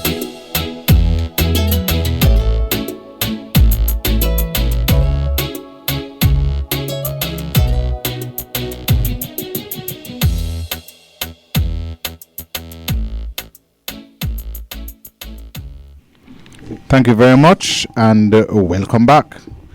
Gentlemen, we have a situation here in Nevis where equipment operators are being taught to commit fraud. Where we are told that there are backhoes which have been on some jobs, which are just sitting down and being paid. They are not doing a lick of work, whether it's $130 an hour, 100 and whatever it is per hour. Supervisors on the jobs have said to the owners of the backhoes, we do not require the services of a backhoe. And we know that this happened at the cultural village. And we know that this happened on Marion Avenue, whatever work they were doing down there as well. That the operators have been sent and that they have been told by the supervisors on the jobs, we do not have any use of the backhoe today. And a call was made to the minister, and the minister called back and said, stay on the job, submit your invoice, you will be paid. Truckers have been coming and have been paid for the day. And in one instance, I'm told about a truck that was down, not operating, out of operation. And the bills continue to come, and the CCM government has been paying these bills. This is why I said to the Minister of Finance. That's what Troy called the new industry? That's the new industry. The new industry in Nevis is to learn to commit fraud, to be thief. And the owners of these equipment, they must be passing something back under the table. And even if they are doing it, I say to you that this is wrong. Because the money is coming from the pockets of the poor people of Nevis who have to pay taxes. You see tax month just gone? And in tax month, everybody line up at Inland Revenue Department to make sure that they pay house and land tax and whatever other taxes you have to pay. And as soon as you put it in the treasury, it goes out again because these ministers are allowing the truckers and the excavator owners and the backhoe owners to rip off the government and rip off by extension the people of Nevis. Gentlemen, this cannot be right. Well, I know it cannot be right. And I know for a fact that I saw an excavator on a government job, parked up for 3 full days and did nothing, but the operator showed up every day and sat around his machine. And when I decided to question what's going on here, the operator said to me, this could stand up, stay here and park up for the rest of the year. Every hour it's here, it will be paid. They sent me here, tell me a truck gonna come. No truck come yet. And as long as no truck come, the longer I stay here, better for me. I'm getting paid. I know that for a fact because I experienced that. And so when we are speaking about $113 million we get from St. Carl fair share, the fact that Vance Amory and Mark Brantley and their team basically has to do nothing to get money, as it were, then you waste it, because if you do not know the value of something, you would not appreciate it. Somebody give you a car and you don't place nothing on the value, place no value on the car. You run it around, you knock it to drive it in all the bush, you carry your sheep and you go out in it, because there's no value in it for you. But if you realize that there's a value on it, and you wholly value it, then you're going to cherish what they gave to you. And so because they do not have to do anything, and all they have to say to the man in St. Kitts, we want some money, and he's going to give them money, and basically the money is filtering back to the government ministers. A lot of it is filtering back in their hands. So it's for them. Some of it is going to make sure that the 2 ministers from Nevis who are in St. Kitts get their salary every month, and all the perks that goes along with them. They are trying to secure themselves and not doing anything to empower the people of Nevis. The difference, or one of the difference between the Concerned Citizens Movement and the NRP, the NRP was established to empower the people of Nevis, the poor people of Nevis. The Concerned Citizens Movement was established out of bad mind, firstly, and then out of an atmosphere of accumulating wealth for ourselves. Well, it seems to me that the ministers have become rather complacent with the double salary. Like it's an entitlement now. And they seem to feel that people are going to forget it. And come election time, they'll be able to overcome whatever negativity there is about it. But I want the people in Nevis to fully remember that these are the only 2 ministers in the history of St. Kitts and Nevis who have benefited like But this. then we go further than that, Mr. Parry. We must say to the people that the Concerned Citizens Movement was formed about 1987, somewhere around that time. 1985. Okay? So we got back a little further. And since that, part of the mantra when the party was formed was that no politician in St. Kitts and Nevis should be allowed to double dip, because in Amri's mind way back then, that the members of the Concerned Citizens Movement who were part of the federal arrangement were getting 2 salaries. And in his mind, it was wrong. It should not have happened. But then we bring it full circle to 2013, when they put out a petition and indicated to the people in the petition that it should not happen, it must not be allowed to happen. We're going to be putting too much power in one man's hand, and we cannot serve 2 masters at the same time. That was just 2013. And so after telling people all of that, for all of these years, Vance Amory now finds out that there's nothing in the Constitution that barred him from getting 2 salaries. But he didn't know all that time, from 1985 to 2013, that there was nothing there to stop Mr. Simeon Daniel all the way down to Patrice, even though they were not getting it. Again, it speaks of the deception, the bad-mindedness, the wickedness that is in the heart of these people. Let's go to the phone lines. Good evening, caller. You're live and tell me. Yes, Mr. Powell, good evening. How are you tonight? I'm all right. I will consider, I'll speak to you as, consider the chairman of the house. Okay? I will address you that way. You are rating me highly. Yeah, Mr. Speaker, I would like to ask you a question on the bridge at Overbad. When there was some construction done, the wall was being built in the gut. I'd like to ask you, was the bridge undermined by the heavy equipment? I would like to ask that question, sir. That is possible, you know. I am hearing people say to me that it is highly likely that during the excavation that the foundation of that bridge was undermined. Not highly likely. That's what happened.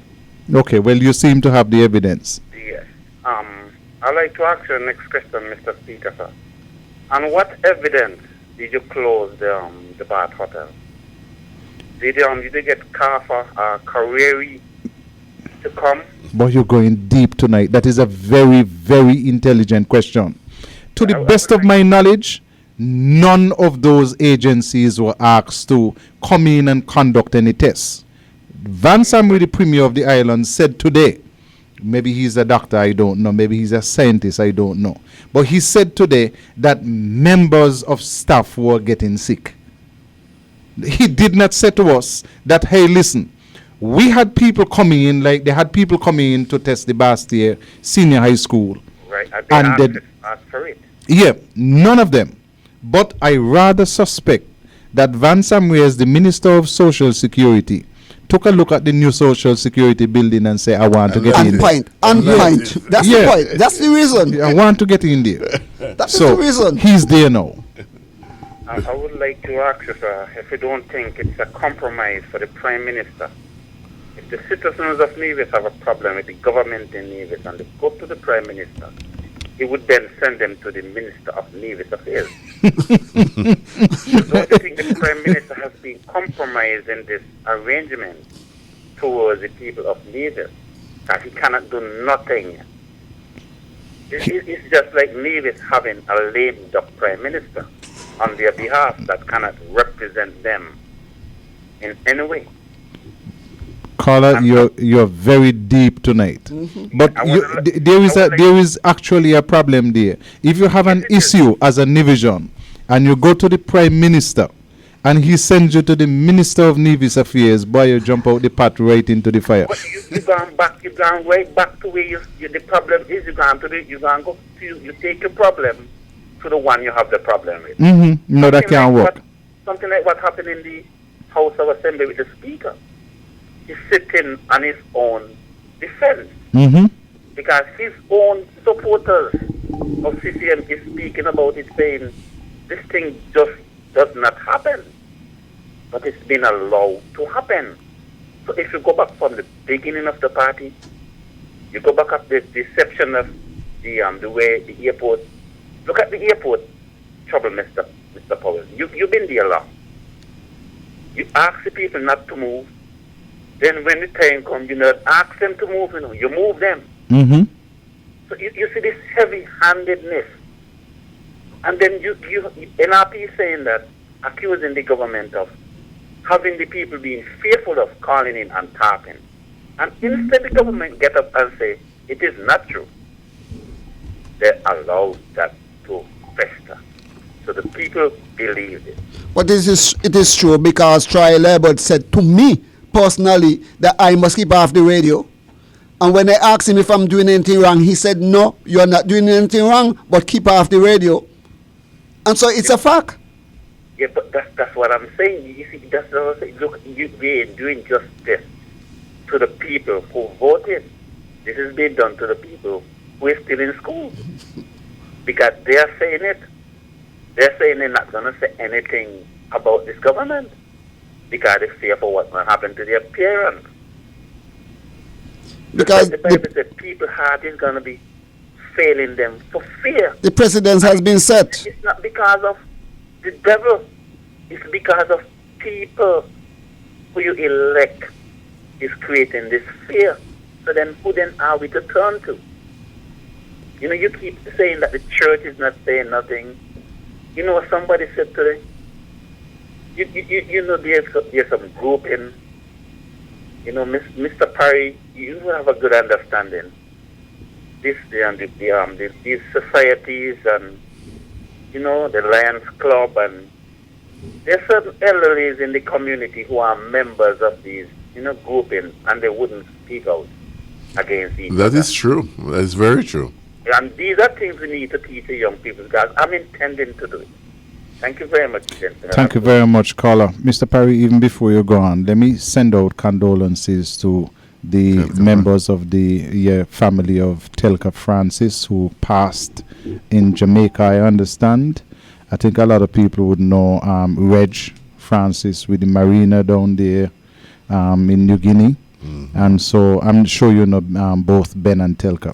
So I know Ben and Telka very well. My condolences to the family. Yeah, I join with you. I know Ben, I remember Ben came back from England and he had a bat and a ball. I forget the name he gave the bat, but the ball, I think he had took a catch with it, or I don't know, he made 50 runs or something. And Telka and Mrs. Andre and Mrs. Ann Libert used to be in the flower business. And they used to travel abroad. So I got to know Telka Francis pretty well through Mrs. Andre.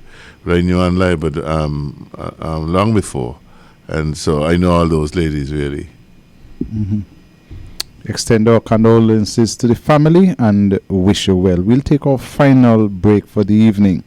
And then when we come back, we'll be on the home stretch. But as we go to break, let me remind you that the Cox reunion starts in just a couple of days' time. And that we expect that people will go out and celebrate with the good people of Cox. They have always been a very close-knit community. And so we want you to celebrate with the people of Cox. There's a dinner that you can join in and have fun at. And apart from that dinner, there will be other activities. But the dinner is $100. I don't know about the welcome reception at the gazebo on the 23rd, the cost of that. But I know that the dinner will be by Hope at the patio. And that will be coming off on the 28th of July. And there will be other activities. And Tuesday, next week, from 9 o'clock in the morning to 2 o'clock in the afternoon, the entering class of 1979 at the Gingerland Secondary School will be having a career day. I don't know, I had to send a message and tell them, listen, if you were planning to use the office, the headmaster's office or the secretary's office, an excavator tore it down the other day. I never heard about that, not in any budget, not anywhere, but I guess that we'll see the appropriation for that sometime. Sure, I said, what's so wrong if you get a little money to do something outside the budget? They don't understand the process. No. And like I said to you, there are some who thief and some took. As Shark does said in the song. Once you can do it outside the budget, you're free to do all kinds of things. Exactly. And the Minister of Finance was being the only Minister of Finance under CCM. For 18 and a half years, he has done the same thing for 18 years. I told him today in Parliament, if I were the Minister of Finance, I would fire the Minister of Finance. Fire yourself? Yes, because he deserves to be fired. The same way that I feel that the minister responsible for NEVLEC should fire the chairman. And as soon as he finish firing the chairman, the premier must fire the minister because they're incompetent. It's just so that the Minister of Finance must fire himself. Because Vance, for the last 18 and a half years as premier, has appropriated an average of $12 million every year. We'll go to break on that and come back with the final moments and tell me. I won't even tell you don't touch that dial because you can't. You're tuned to Choice Radio 105.3 FM. Seabridge SKN announces their daily schedule between St. Kitts and Nevis. The boat departs Nevis at 7 a.m., 9 a.m., 11 a.m., 1, 3, and 6 p.m. That's 7 a.m., 9 a.m., 11 a.m., 1, 3, and 6 p.m. The boat leaves St. Kitts at 8 a.m., 10 a.m., 12 noon, 2, 4, and 7 p.m. That's leaving St. Kitts at 8 a.m., 10 a.m., 12 noon, 2, 4, and 7 p.m. Seabridge SKN, bridging the gap. Yeah, my name is Chris Martin and dancing to the fullest. You don't know. I'm here say from you want investment, development, and good education for the kids. Me have to big up NRP. You don't know. Smartin, representing for the NRP massive. Love yourself, believe in yourself. You're very important. Hashtag NRP a big deal. Alright, listen up. VIP, NRP, them a VIP. Nevis and Nevisions, them a VIP. Ask anybody, NRP is a big deal. Nevis people a big deal. Okay, very, very, very important. Important important for him. NRP is a big deal. Youth education is a big deal. Okay, very, very, very important. Important for real. This has nothing to do with money or fame or vanity. This one is all for Nevis' worth. So big up your chest if you love the land of your birth, cause NRP will give you maximum effort. So whether you walk or you a drive car, it no matter if you're white or black like tar, NRP vibes is to uplift your star. Push up on the one and tell all the haters we a big deal. NRP is a big deal. Youth education is very important. Important for it. NRP is a big deal. Nevis people a big deal. Okay, very, very, very important. Important for real. NRP, easy.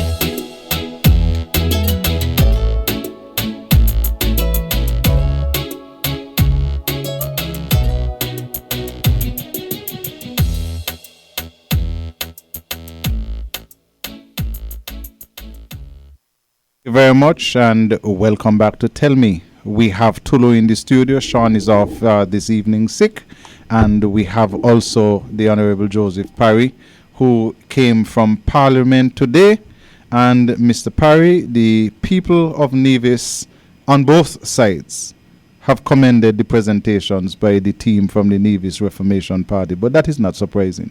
There are people who do research and who want to represent the people of Nevis and go to Parliament to do exactly that. Well, my role really was, which I assume without telling you all, was to back you all up today. That's why I decided I'd stay in the Parliament by myself, because I knew by staying there, I would silence certain persons, and exactly that happened. You know, normally when we leave, they have a field day, saying all kind of things and so on. But indeed, you all made it two excellent presentations, and I didn't wish to see those presentations spoiled by any confusion or nonsense that would come later. The man who wrapped up Mr. Amri said very little, and Troy was like a runaway horse. So everything went fine. What Mark said? Mark didn't speak. He didn't speak on the appropriations bill? No. Mark, and he had so much money? he didn't speak, so and Jeffers didn't speak. So he didn't defend it why he expended money. No. That's the purpose why I was there, to make sure he didn't say anything, because I was under no pressure to speak. Wow. That is surprising to me. It's strange. But what is he hiding? Well, why don't want to be questioned on? Well, Roberto Hector did a hatchet job on him. Yeah, his eyes bulged. So maybe he just was intimidated because he was over there saying, I will speak. Yeah, but he didn't want me to speak after him. Okay. And I wasn't budging. Because you all had done the job already. It's amazing. No, it's not amazing. You know, there are certain tactics that you can use. I'm looking at the Minister of Health, who likes to speak. Well, he spoke. You know, he took over the role from the Minister of Finance when they were dealing with one of the money bills, the offshore bills, because he got up and he summarized everything, and by the time he finished, there was nothing left for Mr. Amri to say. Oh boy. Carlo, you remember that, don't you? Absolutely. Absolutely. Your comment was this. I missed it. No, he summarized the whole thing. He went through the different amendments, etc., etc. And for a moment, they thought that he was the mover of the bill, wrapping up. Yeah, and when Mr. Amri came to wrap up, he had nothing to say. Nothing to say. You know, which was a little bit embarrassing. No, it's not embarrassing. You know, for a long time that Mark wants Amri to understand that Amri is a joker. You remember, he's the one who says to us for a number of years that Vance Amri presided over a government that was fast asleep for 14 years. And 14 years this man was fast asleep. And now he comes back, he's trying to embarrass Amri again, because again, the point must be borne out. When Mark said that the Nevis Reformation Party got no assistance from the federal government, and the people of Nevis and the people around the world knew what NRP did in 6.5 years, Mark was sending a message to the people and to Amri, say, listen, but you're a joke, no? Because these people get nothing and they did so much. But and we get 113 million, And where is it? Tulu, I want to tell you this, though. I and the Nevis Reformation Party wanted to demonstrate to the people of Nevis that we can run Nevis ourselves. But that's it. NRP did it from 1980 until 1992, and our intention was to signal to Nevis people, you don't have to take arms. You don't have to be a beggar. You don't have to be on the side of the road with your hands outstretched. You don't even have to be a mercenary or a double salaried worker doing no work in Nevis and very little in Zinkage. You can do the work here and develop your island. And this is what we demonstrated. And we came with a plan and we executed the plan. They admitted today they have no plan. You hear what the young man said? The young man said, if you get a little money, you can do a little something outside of the budget. You understand what that means? Just say something pop up. Yeah, something pop up. This is something pop up. Yeah. He said it, and I sat there and I watched them in amazement. And I said, do they know what Troy is saying? Do they understand that he's actually saying that you don't have to plan, you don't have to budget, you don't have to run government properly, you don't have to give an account, you just do a little something on the side because some money come your way? That is what's taking, and that is exactly what is taking place. Absolutely. And this is why we have cost overrun, because if you do not have a proper budget and structure to follow, you do all kind of nonsense. Anything works. And this is what happened. Anything works with them. And I am not too sure that Amri gives two kicks as to what's But then the joke is when they make mistakes, call in survey paving. And at the same time still attack NRP for not giving work to the division. And the same sorry paving shouldn't have been here in the first place. I mean, these are people that need to understand. That's why we're here tonight. The leadership of the Concerned Citizens Movement, they are strange people. When it suits them, sorry paving is good to be around in Nevis. And when it doesn't suit them, sorry paving should not have been here. And today they were in Parliament celebrating the abandonment of government in Nevis. That is what they were celebrating, the abandonment of government in Nevis. I think people must be clear in their minds that Surrey Paving is a professional firm and who are capable and have shown that they do high quality work. Tulu, the road from the sea bridge all the way back into Bastia is testimony of what Surrey Paving and done by Surrey Paving. Done by Surrey with Paving. Vance Amory in government and Mark Bentley in government in the federal exactly federal cabinet. That they said was no good. Yeah. That Surrey Paving started to do the government road and they decided no way we don't want Surrey Paving to finish the road, so they chased them out of Nevis. Now when rain falls, you're a government road man. You know that in upper government road, the rainwater run on top the road and not in the drain. Hey, you talk about on top the road, because it's my road, I'm telling you. Coming from Hamilton down to Charleston, so we're coming down from Hamilton, coming to town, where rain falls. Part of the road, the drain is there and the water is running outside of the drain. Yes, that is what I've seen. You get a little further down, the water is in the center of the road. So to not tell that to the people, because this is Troy's production. And then we get a little further down, the water is on the right side of the road and the drain is on the left hand side. You get a little further down, the water is right across the entire road. So I tell them that we have a better surface, but we don't have a better road. Exactly. Disaster. Good evening, caller. You're live and tell me. Good evening, gentlemen. How are you tonight? Good evening, sir. Good evening, Mr. Barry. Just tuning in, but I didn't get to listen to all of the hosts today because power problems. But however, a bit I did hear was our esteemed Premier, Mr. Amory, talking about power generation, neglect. And what fascinated me is that he blamed the present power outages on the NRP. And he stated that because the NRP, whether it's true or not is of no consequence, he stated that the money for the new Watt-Solar generator was in place during the NRP's time, and also that he stated that no overhauling of the existing generators had been done. That's rubbish. Well, bear with me. No, you're going to tell me that they get into power and they find that the money was there to buy this new generator and all of the other engines had not been overhauled, and it takes you 4.5 years to work that out? Why weren't they overhauled in the last 4.5 years? Why wasn't the Wärtsilä generator bought in year 1 of their term? Correct. Well, I had another problem, Alistair.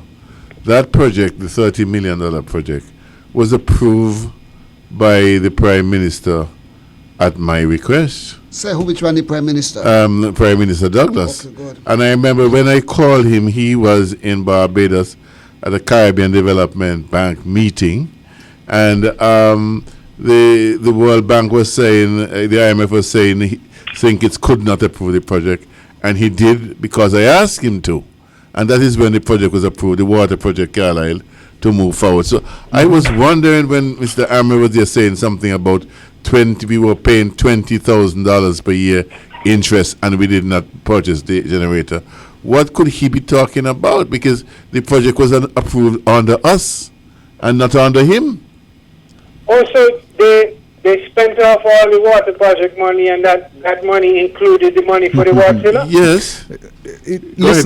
Listen, it included the cost of a generator, one generator. Caribbean Development Bank wanted us to buy 2 generators. But don't worry with Van Samri. Van Samri don't read. He's a lazy man. He don't read. He listens to people tell him foolishness. It was never a Wärtsilä generator. Because Wärtsilä, when they were invited to bid, said, listen, we're not interested in putting in a competitive bid. We have a bid for a Wärtsilä generator already at the power station. So we are going to give you a bid, but we are not going to tender like everybody else, because we believe that we should have the right to put that generator in. And Caribbean Development Bank said, no, that is not how we operate. It must go out to tender. It must be a competitive bid. And we said to them, okay, all right, if that is the way that you want it to go, you are going to do what you want to do. We do not need 2 generators, which they wanted to give us. Why didn't we need 2 generators? Because we had the vision for the wind farm. And we brought on the wind farm. We had the vision for geothermal. And we were going full speed ahead with geothermal before the CCM put all kind of blocks in our way with respect to this geothermal project. And they're in office now, and guess what? They have now found out that the same blocks they put in our way are in their way. The price of oil has gone down drastically, and some people are not interested in putting in a whole ton of money in geothermal. But they caused the delay. And when Van Samri is saying, and Troy is saying that they had the money from day one, so why the people of Nevis should curse them? They had the money from day one and waited until we don't have power to say, okay, all right, let us now go and buy the generator. And worse than that, let us spend $20,000 to send Alexis to see where Nawe is so he can see a reindeer. But then you also have to address the comment he made about the overhauling of engines. But I deal with that in the House, Alistair. Because I got up and objected to it. But they've had 4.5 years to overhaul. If it is true that But the engines it weren't can't be overhauled. true because the engines would have broken down already. Generator would have broken down already. But, No matter. even if it was true, you mean you're going to just let them run until they mash up? But so we were there for 6.5 years. They've been there for 4 years. You mean to tell me a generator is going to run for 10 years without any overhaul? I have never heard of anything like that. In fact, as far as I know, the generator runs so many hours, you overhaul it. It runs so many more hours, you overhaul it, and then you have regular overhaul. That is how it is done, Alistair. But Mr. Parry, I want to make the other point But that if Mr. Springett is still there. Mr. Springett is still there. The generation manager is still there. Yeah. Remember, we had an issue with a generator. And the generation team came in and made a proposal. They said, listen, this is what this generator is outputting. if we get these parts, we can do whatever rebuilding needs to be done on this generator, and we can increase the output by so much. I can't remember the exact details. The parts were provided to the generation team. Mr. Springett and his men did a wonderful job and rebuilt that generator. The facts are there. I'm calling names. So if they say that we didn't do anything, let them go to the power station and let them ask Mr. Springett. He's still there. We had a regular schedule for maintaining the generators. Absolutely. If we tell them to go and ask Cathy Farrell, they might not want to ask Mr. Farrell. Let them go and ask Mr. Ian Ward. Let them ask. Jovan is still there. Let them ask them. Did NRP maintain the generators? Because if we didn't maintain the generators and we did such a fantastic job in keeping the lights on, well, God is on our side. Mr. Powell, the fact remains that if the generators are not running today, it means that in the last 4.5 years they have not been overhauled properly. You're correct. That is the fact. Do not put the lack of overhauling on someone else. You've had 4.5 years to overhaul all 6 generators. And they're not working today. That means they have not been overhauled under CCM's purview. Quite correct. And that is not coming from Troy, that's coming from Mr. Amory. Mr. Amory does not know, and he does not know, he does not know. He should listen to the words that are coming out of his mouth and apply a little common sense to them. Absolutely. See, Solomon says that there are some persons. Okay. Thank you. Solomon speaks of persons who are not interested in the truth. All they want to do is to speak. And there's where I find the whole team of the Concerned Citizens Movement. They are not interested in speaking the truth to the people of Nevis. They just want to put across what they want to put across. Clearly planning with a careful plan to deceive the people of Nevis. It is carefully calculated. I mean, I cannot help but go about the Bible. The Bible says that there are those who lay down at night and plan up evil schemes and rise at the dawn and hurry to carry out their plans. Gentlemen, it's after 10 o'clock. So let us do a wrap up. Tulu, you can go first. We go to Mr. Parry and then I'll close. Brothers and sisters, we have shared with you information this evening clear, and we have given you unprecedented truth. It is you now to take that truth and make informed decisions on it, and no longer to close your eyes and your ears and hearts to the truth just because you're like an individual. If the individual is wrong, be man enough or woman enough to say to the individual they are wrong. And if the individuals are in a position where they're not performing, be man or woman enough to say to this individual, we give you a chance to be in the position, and we realize now that you has not performed in the position, so we are going to move you.